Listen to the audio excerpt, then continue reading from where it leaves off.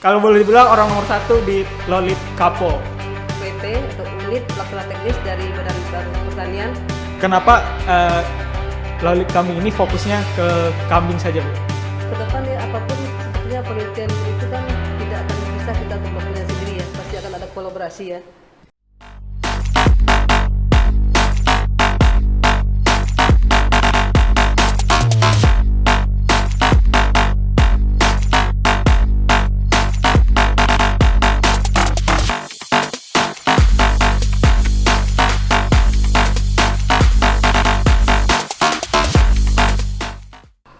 Bismillahirrahmanirrahim. Assalamualaikum warahmatullahi wabarakatuh. Selamat datang dan selamat berjumpa kembali di podcast Pertanak. Tentunya masih bersama saya.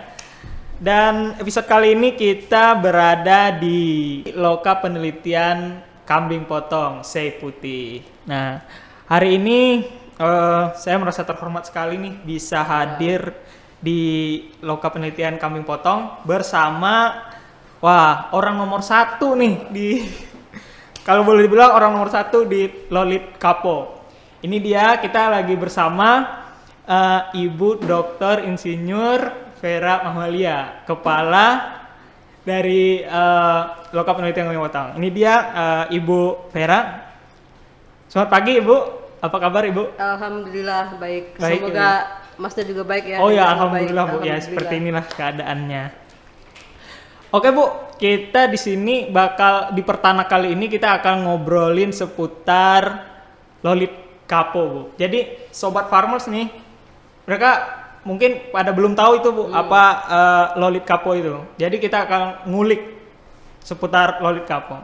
Nah untuk yang pertama Bu ya, sebelum kita masuk ke sejarah Lolit Kapo ini, mungkin Ibu bisa menjelaskan Lolit Kapo ini apa sih sebenarnya Bu? Gitu. Oke Mas, saya coba ya.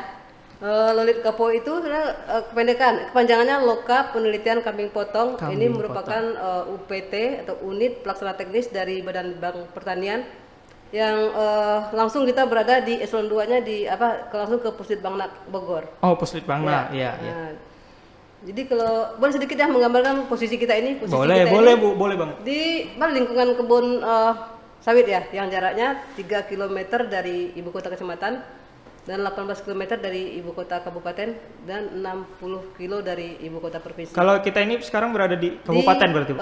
Kecamatan. Kecamatan. Iya. Kecamatannya Sei Putih. Kecamatannya Galang. Oh, Galang. Sei Putih. Galang. Oh, gitu. Mungkin ini Bu, langsung kita coba kenapa Lolit kambing ini fokusnya ke kambing saja Bu? Atau ada fokusnya ke yang lain gitu? Kita berdasarkan SK Permentan ya tahun berapa ya? Tahun 2011 itu SK nomor 67 Permentan garing OT 140 garing 10 2011 bahwa kita ini ya komoditas, artinya Loka Penelitian Khusus Kambing Potong. Oh, terkhusus Satu itu ya? komoditas, tidak yang lain. Oh, kalau dilihat dari tugas pokok dan fungsinya itu bagaimana Bu? Kita berdasarkan permintaan tadi, fungsi kita itu ada 6. Di antaranya itu kita akan mengadakan penelitian, eksplorasi, evaluasi, dan pelestarian plasmanuva. Itu dia ada plasmanuva ternak kambing dan pakan ternak. Yang kedua itu mengadakan penelitian pemuliaan, reproduksi dan nutrisi. Dan yang ketiga kita itu mengadakan pelayanan teknis, terus mengadakan kegiatan kerjasama, dokumentasi dan diseminasi. Itu yang terakhir itu juga kita tetap mengadakan kegiatan urusan tata usaha dan rumah tangga. Jadi itu di Loka ini sesuai dengan permintaan itu ada 6 tupoksi yang akan kita lakukan. Oh seperti itu Bu ya. Nah sesuai dengan tugas pokok dan fungsi, mungkin dari Loka Penelitian Kambing Potong ini inovasi apa mungkin Bu? Yang inovasi apa saja yang sudah dihasilkan dari Lolit Kapo ini sendiri? Berarti kalau inovasi kalau dari sejak berdirinya itu dari yang Loka sendiri, nama Loka dari 2011 ya. Tapi mungkin sedikit bisa kita gambarkan 5 tahun belakang aja ya, yang boleh, sudah termanfaatkan itu ya pastinya ada ternak kambing burka, ada gajah kecil, rumput gajah kecil, maksud rumput gajah mini gitu Gajah ya. mini. Gajah mini maksudnya? Rumput gajah, tapi yang mininya gitu. Oh. Nah, jadi terus ada pakan fungsional namanya pakan murah. Dari Lolit Kapo sendiri Bu, itu pasti banyak punya kegiatan-kegiatan gitu ya Bu ya. Nah mungkin Ibu bisa bukan jelaskan ya, sebut aja mungkin apa aja mungkin kegiatan-kegiatan strategis dari Lolit Kapo sendiri. Yang sedang berlangsung. Yang sedang boleh, yang udah juga boleh. Ya, artinya sekarang yang sudah pernah termanfaatkan ya, seperti ya, pasti ada burka ya, karena burka itu kita diawali tahun 1999, jadi sekarang sudah dilepas dan sudah ada SK-nya ya. Terus ya, Indigo Vera sudah dilepas, itu SK permintaannya 2019, dan yang terakhir Steno 2020 bulan 11 itu yang sudah ada di masyarakat dan sudah ada pelepasan SK pelepasannya. Sementara yang kalau kegiatan yang lain tahun-tahun sebelumnya udah ada kayak teknologi pakan murah sudah ada, green konsentrat, pakan fungsional, terus teknologi pakan yang berbasis perkebunan. Itu Ya. modelnya seperti apa Bu? Kelapa sawit, yang kelapa berbasis kelapa sawit. Terus zaman-zaman dulu juga kalau nggak salah saya juga pernah ada kopi, tapi di zaman 2000-an awal mungkin. Itu. Kalau kayak kambing burka itu Bu, penyebaran itu maksudnya itu udah disebarin kemana aja Bu? Nah, yang pernah? Kita burka itu dari 2009 kita sudah mulai menyebar dan sampai terakhir sudah sebanyak 1188 ekor itu udah menyebar ke mungkin Sabang sampai Merauke udah ada 30-an. Oh, Sabang sampai Merauke ya Bu ya? Ya, maksudnya bukan sampai ke Merauke ya, pokoknya sampai. Ya, maksudnya pas terakhir itu udah sampai NTB yang sebelah Nusa Tenggara Timur dan Bali sudah sampai. itu yang paling banyak biasanya kemana Bu? Di opernya Bu, di penyebarannya? Yang Ibu tahu? Pastinya biasa. kita lebih banyak ke Sumatera Utara dan Aceh. Oh gitu. Nah ini Bu, nah tadi Bu bilang juga ada kegiatan yang sedang berlangsung di Kapo itu. Sekarang apa Bu yang sedang berlangsung Bu? Oh, ya. Jadi untuk kegiatan burka ini berarti kita yang kemarin sudah burka ya. Oh, iya. Jadi ini kita akan membentuk untuk burka tahap kedua, artinya burka tahap kedua ini lebih cenderung untuk burka tahan cacing yang baru tahun ini akan baru dimulai tahun anggaran 2021 ini. Itu terus yang kedua untuk membentuk di kegiatan pembeliannya juga kita akan membentuk kambing kacang terseleksi juga baru dimulai tahun ini. Kambing Kacang terseleksi. Jadi akhirnya gambarannya nanti kita akan menyeleksi kambing-kambing kacang ini dari segi misalnya ini beranak kembarnya lebih cenderung ke situ. Nanti kita seleksi ke arah situ. Seperti itu ya Bu ya. Nah, kalau dari hasil-hasil inovasi Lolit Kapo sendiri itu pasti ada mungkin melakukan kerjasama gitu ya Bu ya. Dan itu udah dilakukan kerjasama sama apa aja Bu? Sama mungkin atau masyarakat atau perusahaan yang di komersil gitu Bu? Ya sampai sejauh ini kita adakan baru kalau ternak-ternak itu baru dalam bentuk hibah ya. Hibah maksudnya gimana itu Bu? Hibah ke dinas. Oh, dinas. Ke dinas ya kerjasama kita sekarang ini dalam masih bentuk itu. Sementara untuk 2021 itu baru dalam tahap proposal, kita akan ke Basnas Sumatera Barat nantinya. Wah, Sumatera Barat. Terus ke Bengkulu ada dengan swasta dan juga ke HPDKI Sumatera Utara. Itu masih dalam proposal, semoga. Oh, itu yang akan datang Bu ya? Tahun ini. Oh, tahun ini. Nah, semoga memang itu berjalan sesuai dengan rencana kita. Soalnya kita nih kondisi kan nggak tahu, tiba-tiba ada cut di tengah jalan nanti baru lagi kita berdoa semoga itu memang betul-betul terlaksana. Soalnya kasihan juga kita sudah janji kan ke yang 3 tadi, Basnas, ke Bengkulu dan HPDKI-nya, tiba-tiba ada sesuatu yang mungkin yang di luar dugaan kita. Itu yang kami sih wanti-wanti. Rencana Bu atau program ke depan dari Lolit kami sendiri dari sekarang untuk ke depan Bu? Ke depan ya apapun sepertinya penelitian itu kan tidak akan bisa kita untuk melakukannya sendiri ya, pasti akan ada kolaborasi ya. Misalnya kita di kita aja lah, misalnya kan kegiatan pemilihan di pembentukan burka, misalnya burka tahan cacing itu kan tidak akan bisa kita lakukan orang breeding aja, misalnya akan masuk juga orang nutrisi, akan masuk juga orang hijauan gitu kan. Jadi mungkin untuk kedepannya akan ada kegiatan penelitian kolaborasi misalnya dengan perguruan tinggi misalnya ya, dengan dinas atau dengan balik lain. Misalnya juga kalau kita kerjasama di luar, kita kan butuh yang namanya pabrik pekan mini ya. Itu kan ada hubungannya dengan balai lain kayak Mektan. Oh, Mektan. Nah, jadi akhirnya kalau untuk ke depan itu ya bayangannya itu tidak akan mungkin kita untuk melakukan kegiatan sendiri. Pasti akan ada kolaborasi keluar, itu mungkin yang akan kita coba-coba untuk menjajakinya ya.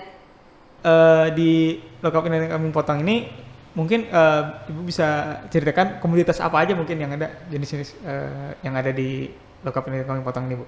Oke, kalau komoditas kita di lokal tetap satu ya, kambing. Cuman breednya mungkin ada beberapa 9 kalau kok saya. Ada burka yang pastinya. Kambing burka. Burka itu ada persilangan kambing kacang dan bur. Jadi ada burka, ada kacang, ada bur. Ada kambing gembrong yang asalnya dari Bali itu ya, yang udah mulai punah. Bali. Ya. Kita juga dapat dulu dari asalnya juga dari Balinak. Yang kelima itu ada Costa yang aslinya dari Banten ya. Banten. Apa tadi? Kambing Costa. Terus ada juga kambing Samosir beberapa, ada kambing Senduro, ada kambing Muara sedikit sekali. Jadi total ternak, jumlah populasi ternak yang ada di kita ini saat ini ada 1.600. Apanya itu, Bu? 1.600 ekor total dari semua jenis tadi. Itu di sebagian besar itu 1.000 ekor itu di burka, sedang sisanya baru yang lain-lain itu. Yang saya dengar itu ada kambing burka dan kambing kacang. Apakah kambing kacang ini akan dijadikan indukan untuk ke depan? Akan dijadikan indukan untuk kambing burka itu, di Lolit Kapo ini, Bu? Untuk tahap sekarang itu, ini proposal misalnya kalau pembentukan itu butuh waktu yang lama ya. Jadi kambing kacang yang ada di kita ini sekarang kan udah pada banyak beragam ya. Kalau kacang itu sendiri yang lokal itu betul-betul yang kupingnya berdiri tegak kecil gitu kan. Jadi di kita ini sudah mulai banyak beragam gitu. Jadi kita coba untuk menseleksi lagi. Nanti arahnya ke prolific, ke beranak kembar. Kita akan seleksi itu mana yang masih dalam recordingnya beranak kembar, nanti kita kumpulin. Terus nanti juga akan mengarah ke pertumbuhan yang lebih cepat. Jadi pada akhirnya nanti tujuannya untuk menghasilkan ternak kambing kacang yang pertumbuhannya cepat dan prolific dan melahirkan kembar. Itu nanti tujuan akhirnya. Oh, seperti itu ya, Bu. Berarti kambing kacang itu bagus dijadikan untuk indukan kambing burka sebagai apa tadi, Bu? Prolific beranak kembar. Jadi nanti kalau untuk pembentukan itu butuh waktu yang lama ya. Ini aja di atas kertas dari tahun 2021 ini mungkin 5 tahun ke depan ini baru akan ada kambing kacang terseleksi. Ya kalau nanti itu selesai, kalau dikambingkan lagi dengan burka itu kayaknya butuh waktu yang panjang ya. Kita tahap pertama ini aja dulu untuk menyeleksi kambing kacang terseleksi. Kalau ada proyeksi berarti kira-kira berapa lama itu, Bu? Kalau untuk burka aja kita butuh waktu yang kemarin 20 tahun lebih. 20 tahun baru sampai pelepasan. Dari 1999 datang ternak yang pindahan dari Ciawi ke kita ya, Balinak. Baru 2020 keluar SK pelepasannya. Jadi itu ada 20 tahun lebih ya untuk menghasilkan burka saja. Jadi saya mungkin ya untuk kacang terseleksi ini harusnya tidak selama itu ya. Jadi untuk mengawinkan yang terseleksi hasil terseleksi ini dengan burka kayaknya belum. Kacang terseleksi itu maksudnya ya, terseleksi itu maksudnya gimana itu? Ya terseleksi sesuai dengan kita mau seleksinya jadi apa dari itu kan yang beranak kembar, pertumbuhannya lebih tinggi dari ternak kambing kacang biasa. Itu kita seleksi lah sifat-sifatnya yang lama itu betul-betul ke pertumbuhan yang lebih besar gitu, lebih cepat maksudnya. Mungkin harapan apa mungkin yang Ibu harapkan untuk Lolit Kapo ini untuk kedepannya, Bu? Bisa disampaikan, Bu? Oh gitu. Kalau saya sekarang ditanya harapan saya ya ke dalam kita dulu ya. Ya ke dalam maksudnya. Ya ke para peneliti, ke kita semua itu coba mungkin ya untuk lebih aktif ya. Jangan pakai yang kayak kondisi lama yang suka pakai kacamata kuda. Karena peneliti kan dulunya sering itu kan. Kayak profesor sibuk dengan dirinya sendiri, sementara yang di luar itu agak kurang diperhatiin ya. Tapi yang kondisi itu udah agak berkurang lah. Jadi kita ibaratnya itu ini loh aku dengan peneliti nggak bisa lagi sekarang, kita harus kolaborasi dengan yang lain-lain kan. Keluar dari zona Ya. nyaman istilahnya. Keluar ya, maksudnya harus join lah dengan teman-teman lainnya. Kita ngasihkan ini kan nggak bisa kita sendiri, banyak faktor di luar itu. Ada peneliti apa juga harus masuk kan. Nah, itu ya yang